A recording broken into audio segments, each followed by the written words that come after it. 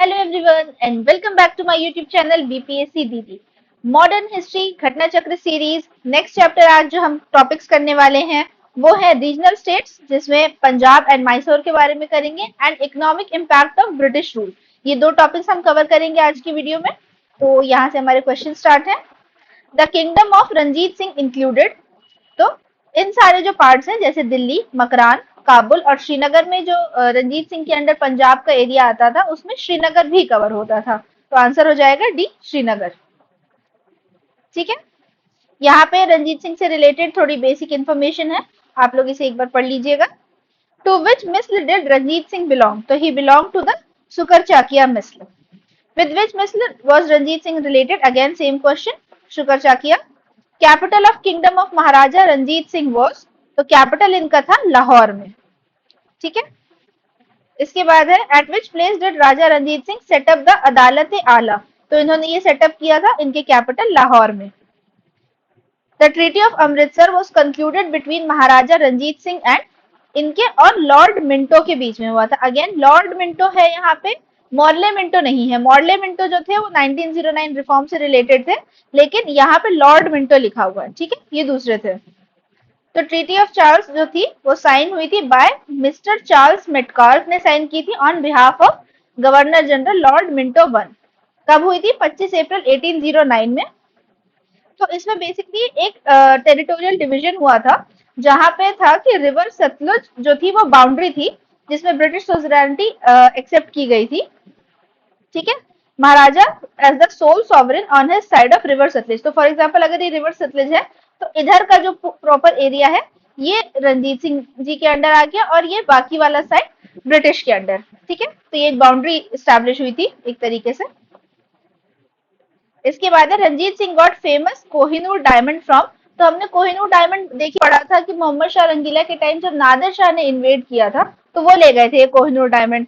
अब यहाँ पे रंजीत सिंह को ये सेम कोहिनूर डायमंड प्रेजेंट किया किसने? शाह शुजा ने। ठीक है, शाह शुजा ने ये किया जो कि थे grandson of Ahmad Shah Abdali. तो बेसिकली उन्हीं की फैमिली के पास चला गया था अफगान के पास, और उन्होंने आकर के शाह शुजा जो थे उन्होंने ये प्रेजेंट किया रंजीत सिंह को। ठीक है, नेक्स्ट है who among the following has said God intended me to look upon all religion with one eye, that is why he took away the light from the other। ये महाराजा रंजीत सिंह की थी। तो इनकी बेसिकली एक आई में प्रॉब्लम थी, तो इनको एक ही आंख से विजिबल था। तब उन्होंने ये स्टेटमेंट दिया था कि पूरी दुनिया को एक, मतलब सारे रिलीजन्स को एक समान नजर से मैं देखूं, इसलिए ऊपर वाले ने मुझे एक आंख दी है और दूसरी से रोशनी छीन ली है। ठीक है, ये बहुत ही फेमस, बहुत ही ज्यादा जिसको कहते हैं कि लव्ड रूलर माने जाते हैं पंजाब डायनेस्टी के। The successor of Maharaja Ranjit Singh was, तो इनके जो सक्सेसर थे वो थे खड़क सिंह। ठीक है, इसके बाद है who was the last king of Sikh empire, the last king जो थे वो थे दिलीप सिंह। कब से कब तक? 1843 से 49 तक। तो बहुत ही शॉर्ट पीरियड था। बेसिकली जो पूरा इंपॉर्टेंट टाइम पीरियड था जहाँ पे सिख एम्पायर बहुत ही ज्यादा पावरफुल था वो राजा रंजीत सिंह के अंडर ही था। उसके बाद तो वीक होता चला गया। नेक्स्ट क्वेश्चन है which of the following statement is correct about Dalip Singh the ex Maharaja of Punjab. तो इनके बारे में जो करेक्ट स्टेटमेंट है वो है ए कि he died in Paris on 23 अक्टूबर 1893। तो बेसिकली वो अपना एम्पायर वगैरह छोड़ करके चले गए थे। ठीक है, पेरिस चले गए थे, वहां शिफ्ट हो गए थे और उन्होंने क्रिश्चियनिटी भी एक्सेप्ट कर ली थी। And he visited Russia and was cremated in England. ठीक है, तो यहाँ पे जैसे he had never visited Russia, तो रशिया गए थे वो। He never renounce Sikh faith, तो ऐसा नहीं है, उन्होंने क्रिश्चियनिटी एक्सेप्ट कर ली थी। ठीक है, क्रिश्चियन हो गए थे वो। He was cremated at Nashik, नहीं, इंग्लैंड में ही उनका क्रिमेशन हुआ। Who was the last king of Sikh empire? Again Dilip Singh. Regarding Punjab merger which of the following statement is false, तो हमें बताना है कि फॉल्स क्या है। तो पहला है कि 29 मार्च 1849 को गवर्नर जनरल ने अनाउंस किया कि state of Punjab had come to an end. तो ये बात ठीक है। ठीक है, इसके बाद all the territories of Maharaja Dilip Singh became part of British India empire. तो उन्होंने अपने अंडर ले लिया पूरा पार्ट, ये भी ठीक है। Dilip Singh was given an annual pension of 2.5 lakh रुपए। 2.5 लाख रुपए नहीं थे, 4 से 5 लाख रुपए थे। तो ये वाला स्टेटमेंट हो जाएगा इनकरेक्ट। तो हमारा आंसर यही है, फॉल्स हमें बताना था, दिस स्टेटमेंट इज फॉल्स। इसके बाद है who among the following was not a member of board of 3 to administer the state of Punjab after its annexation. ठीक है। तो बोर्ड ऑफ 3 एस्टैब्लिश हुआ था पंजाब स्टेट को एडमिनिस्टर करने के लिए ब्रिटिश ईस्ट इंडिया कंपनी के थ्रू, लेकिन इनमें से कौन उसके एक मेंबर नहीं थे, तो बाकी के 3 उसके मेंबर होंगे। ठीक है, तो यहाँ पे है लॉर्ड डलहौजी ने अपॉइंट किया था ये। ठीक है, एनेक्सेशन कब हुआ? 29 मार्च 1849 में। हेनरी लॉरेंस बने प्रेसिडेंट, जॉन लॉरेंस और चार्ल्स ग्रीनविल मैनसन उसके मेंबर्स हुए। तो यहाँ पे जॉन लॉरेंस हो गए,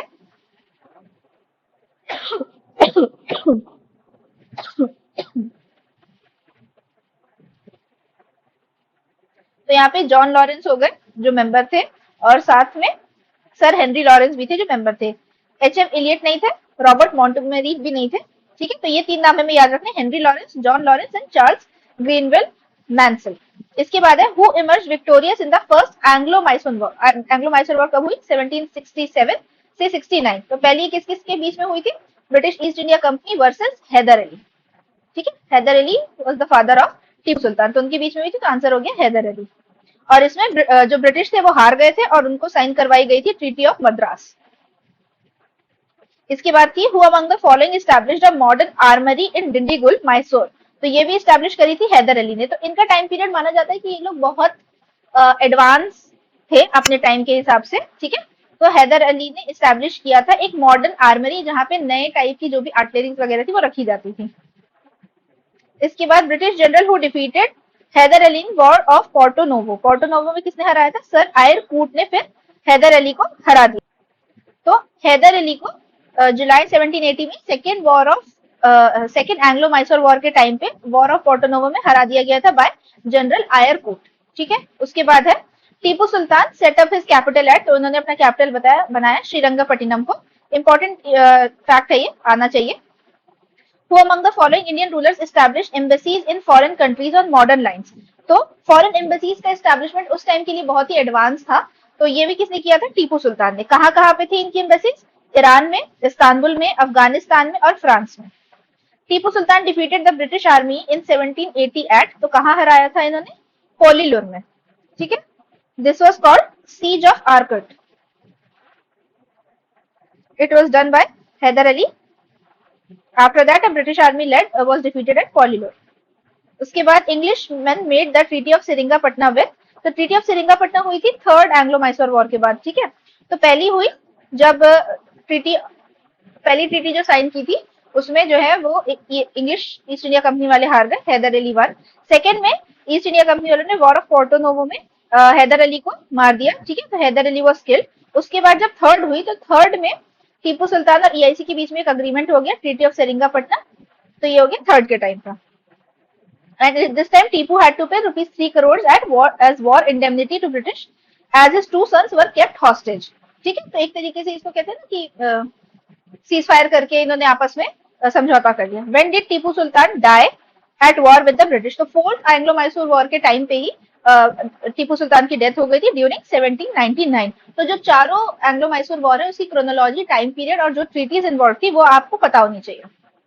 ठीक है, अब देखिए ये आ गया, ये क्वेश्चन ही आपको एक तरीके से वो पूरा नोट मेकिंग करवा देगा कि फर्स्ट एंग्लो मैसूर वॉर जो थी, ये देखिए, इट वाज हेल्ड 1767 से 69, ended with treaty of Madras, जिसमें ब्रिटिश गवर्नर वेरेल्स थे। ठीक है, Verelst. Second Anglo Mysore war हुई, ये रहा time period, ended with treaty of Mangalore, और इसी टाइम पे Haider Ali also died. Third Anglo Mysore war हुई, ये टाइम पीरियड के साथ लॉर्ड कॉर्नवालिस थे कमांड में, ट्रीटी ऑफ सेरिंगापट्टनम साइन हुई। फोर्थ एंग्लो मैसूर वॉर 1799 में हुई, तब लॉर्ड विलिस्ली थे, और इस टाइम पे इन्होंने ब्रिटिश ने एनेक्स कर लिया Seringapatnam fort, and Tipu got martyrdom in the battle, और उनकी फैमिली को इम्प्रिजन करके बंदी बना लिया, कहा? वेल्लोर में। तो इस तरीके से देखिए चारों वॉर्स जो थी उसकी क्रोनोलॉजी के साथ आपको इन्फॉर्मेशन मिल जाती है। This becomes important. नेक्स्ट जो इंपॉर्टेंट ट्रीटीज रही हैं उन्हीं का मैच द फॉलोइंग है। तो ट्रीटी ऑफ इलाहाबाद जो थी बैटल ऑफ बक्सर के बाद साइन हुई 1765, treaty of Mangalore 1784 Anglo Mysore war, treaty of Salbai Marathas के साथ साइन हुई थी 1782, and treaty of Madras 1769। Begum Samru constructed most eminent church at. तो बेगम समरू ने कहा चर्च बनाया था? सरधाना में। कहाँ पे? नियर मेरठ। इसके बाद which one of the following statement is not correct. तो नॉट करेक्ट में है, तो पहले करेक्ट स्टेटमेंट्स देख लेते हैं कि महाराजा रंजीत सिंह ने सेटअप किया था modern foundries at to manufacture cannons at Lahore. तो बेसिकली तोप का मैन्युफैक्चर करना स्टार्ट किया था लाहौर में। Sawai Jai Singh of Amer had Euclid's elements of geometry translated into Sanskrit. ठीक है, ये वही थे जिन्होंने जंतर मंतर वगैरह का भी कंस्ट्रक्शन कराया था। Sultan of Tipu of Mysore gave money for the construction of idol of goddess Sharada in the Sringeri temple. ठीक है, ये स्टेटमेंट भी करेक्ट है, तो ये हमारे लिए इंफॉर्मेशन का काम करती है। अब जो स्टेटमेंट करेक्ट नहीं है वो है Ali Mardan Khan introduce the system of revenue farming in Bengal. तो ये इनकरेक्ट स्टेटमेंट है। ठीक है, ये मिलता है क्रेडिट जो जाना चाहिए वो मिलना चाहिए मुर्शीद कुली खान को, ना कि अली मर्दा खान को। इसके बाद है बताना है क्या करेक्ट है। Third battle of Panipat Ahmad Shah Abdali defeated Ibrahim Lodi. Ibrahim Lodi का तो टाइम ही नहीं था। थर्ड बैटल ऑफ पानीपत में हुई थी मराठास के साथ। ठीक है, मराठास हारे थे Sadashiv Bhau. Tipu Sultan was killed in the third Anglo Mysore, नहीं थर्ड में नहीं, फोर्थ में ही died. Mir Jafar entered in conspiracy with the English for the defeat of Nawab Sirajuddaula in the battle of Plassey. तो ये स्टेटमेंट ठीक है, तो आंसर हो जाएगा 3 ओनली। इसके साथ रीजनल स्टेट्स हमारा कंप्लीट हो गया। अब देखिए इसके कंटिन्यूएशन में जो चैप्टर है वो है गवर्नर जनरल एंड वाइसरॉय का। इसे मैं नेक्स्ट लेक्चर में करूंगी because this is a long chapter and I want कि वो पूरा चैप्टर एक गो में कंप्लीट हो। तो एक सेपरेट वीडियो में हम सिर्फ गवर्नर जनरल एंड वाइसरॉयज करेंगे। तो यहाँ पे जो भी मैं नेक्स्ट चैप्टर ले रही हूँ that is economic impact of British rule in India. ठीक है, इसको कहते हैं ना ड्रेन ऑफ वेल्थ वगैरह की जो थ्योरी थी वो इसमें हमारा कवर हो जाएगा। तो यहाँ से है इसके questions. With reference to the period of colonial rule in India, home charges formed an important part of drain of wealth from India। तो इसमें से कौन से फंड्स होम चार्जेस में आते थे? ठीक है, तो होम चार्जेस हमें बताना है। तो यहाँ पे हमारे पास एक लिस्ट दी हुई है, पहले हम वो देख लेते हैं। परचेज ऑफ मिलिट्री स्टोर्स, तो बेसिकली मिलिट्री का कोई भी काम होगा वो आएगा। एक्सपेंडिचर और इंडियन ऑफिस, इंडिया में अगर ऑफिस का कंस्ट्रक्शन हो रहा है तो वो भी होम चार्जेस में इंक्लूड होगा। Interest on debt, interest on railway capital investment, non effective charges of army, pension and gratitude जो इंग्लैंड में दी जाती थी रिटायर्ड सिविल सर्वेंट्स को। तो बेसिकली अगर सिविल सर्वेंट्स ने काम किया और फिर वो रिटायर हो गए तो उनकी पेंशन जो है वो भी जो है वो इंडिया की होम चार्जेस से ही जाएगी। Funds used for waging war outside India by British were not included. चलो शुक्र है कि ये वाली चीजें नहीं हो पाती थी। तो यहाँ पे जो हमारे सारे ऑप्शंस हैं उसमें फंड्स टू पे use for waging Wars outside India by British, तो ये इंक्लूड नहीं होगा, तो आंसर हो जाएगा एक सेकेंड बी। ठीक है, कि ये भी होता था ये भी होता था, ये नहीं होता था। नेक्स्ट है the term imperial preference was applied to. तो इंपीरियल प्रेफरेंस का मतलब होता था कि स्पेशल प्रिविलेज दिए जाते थे on British imports in India. ठीक है, ब्रिटिश से जो भी प्रोडक्ट्स आते थे उनको स्पेशल जिसको कहते हैं ना ट्रीटमेंट प्रिविलेजेस दिए जाते थे, ड्यूटी फ्री हो जाते थे, टैक्स हटा दिया जाता था, तो उसे कहा जाता था। There was no independent development of industries in India during the British rule because of. तो इंडिपेंडेंट डेवलपमेंट नहीं हो पा रही थी इंडियन इंडस्ट्रीज की, क्यों? क्योंकि प्रेफरेंस जो थी वो रिच को दी जाती थी टू इन्वेस्ट इन लैंड। ठीक है, तो इस तरीके से जो वेल्दी क्लास था सिर्फ उसी को दिया जा रहा था, तो डेवलपमेंट इंडस्ट्रीज का कैसे होता? The staple commodities of export by the English East India Company from Bengal in the middle of 18th century were। तो 18 सेंचुरी के टाइम पीरियड में जो मेन कमोडिटीज जो थी स्टेपल कमोडिटीज एक्सपोर्ट की वो क्या क्या थी? ठीक है, बंगाल से जो भेजा जाता था तो एक तो था cotton, silk, salt petal and opium. तो ये चारों ही ऑप्शन थे, तो आंसर हो जाएगा डी। उसके बाद है हु इंट्रोड्यूस इस्तेमरारी सेटलमेंट। ठीक है, तो इस्तेमरारी सेटलमेंट लॉर्ड कॉर्नवालिस लेकर के आए थे। कहाँ कहाँ ये लॉन्च होता? ये इंट्रोड्यूस किया गया था बंगाल, बिहार, ओडिशा और वाराणसी, बेसिकली जो नदर्न बेल्ट है वहां पर।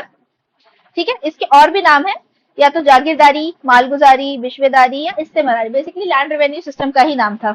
और इसका जो पॉपुलर नाम है जिससे इसे जाना जाता है that is the permanent settlement. ठीक है, तो कंफ्यूज नहीं हो रहा है कि ये कौन सा पूछ लिया, इस्तेमरारी। इस्तेमरारी none other than permanent settlement. कब लॉन्च हुआ था? 1793 में। Again, permanent settlement was introduced by Lord Cornwallis. Who introduced the permanent settlement in Bengal?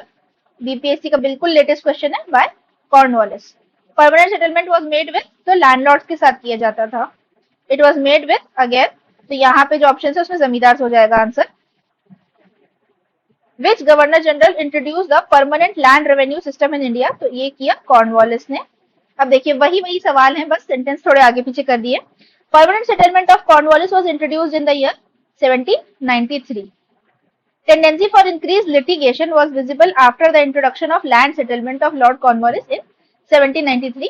Reason for this is normally trace to which of the following provision. तो basically litigation वगैरह बहुत ज्यादा file हो रही क्योंकि डिस्ट्रप्शन स्टार्ट हो गया था लैंड सेटलमेंट इंट्रोड्यूस के बाद। तो यहाँ पे उसकी जो प्रोविजंस थे वो बताना है कि किस क्या वजह रही।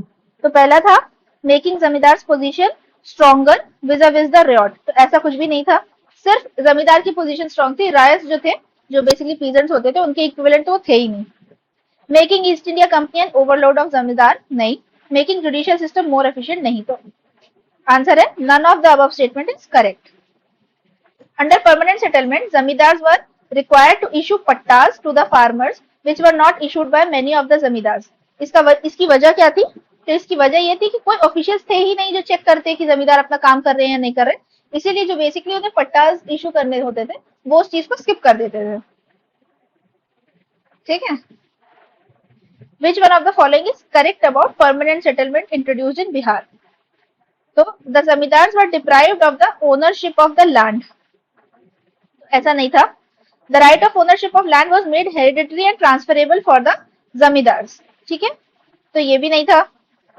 लैंड रेवेन्यू वाज कॉन्स्टिट्यूशनलाइज्ड, ये ठीक है।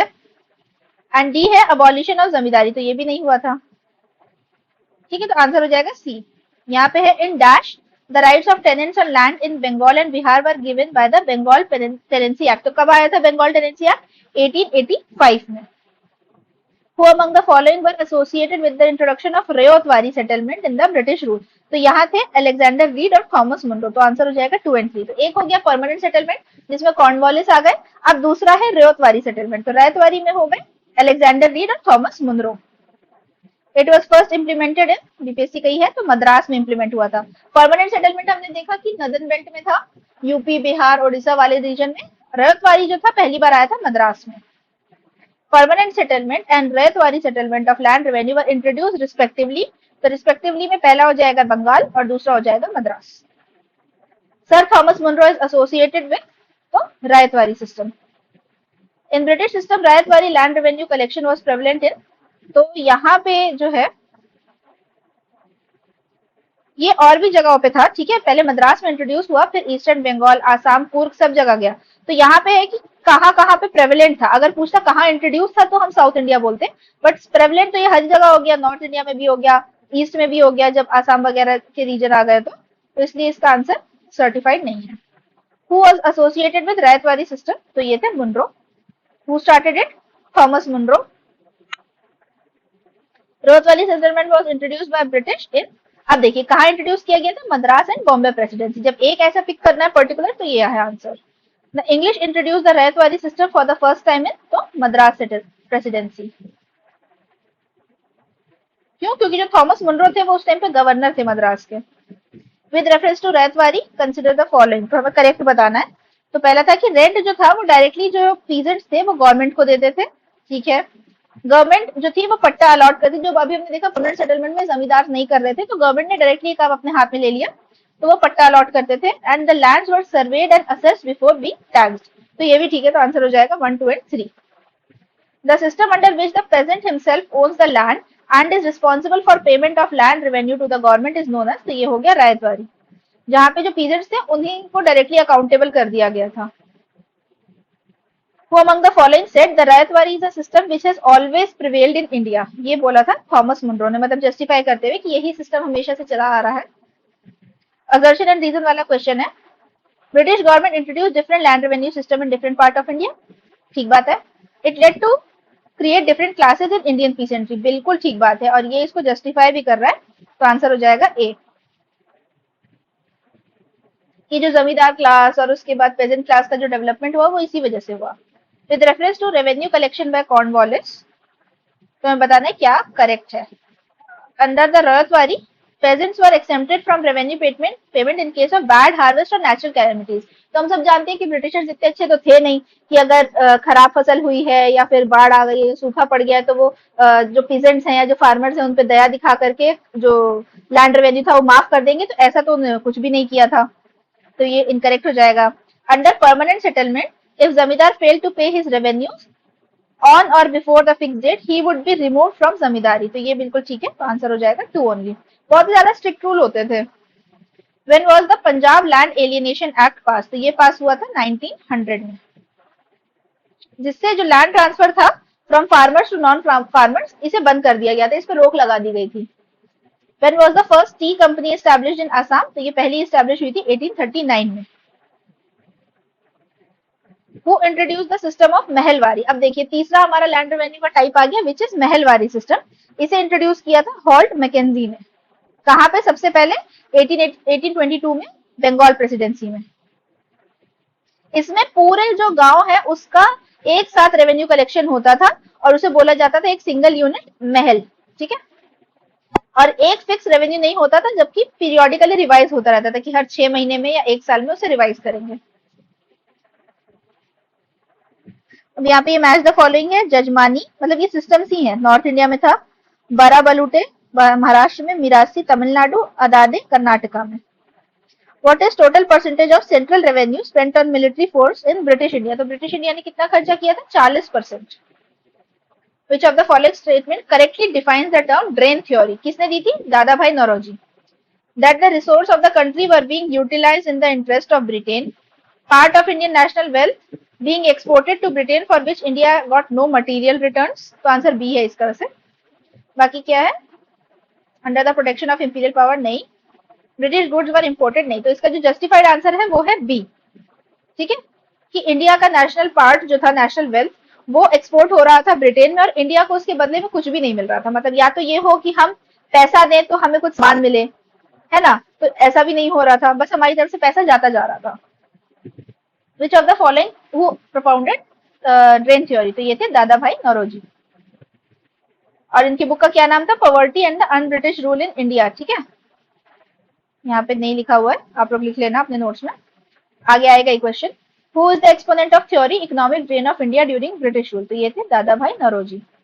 असर्शन रीजन वाला क्वेश्चन है। India had a favourable balance of trade during the British rule.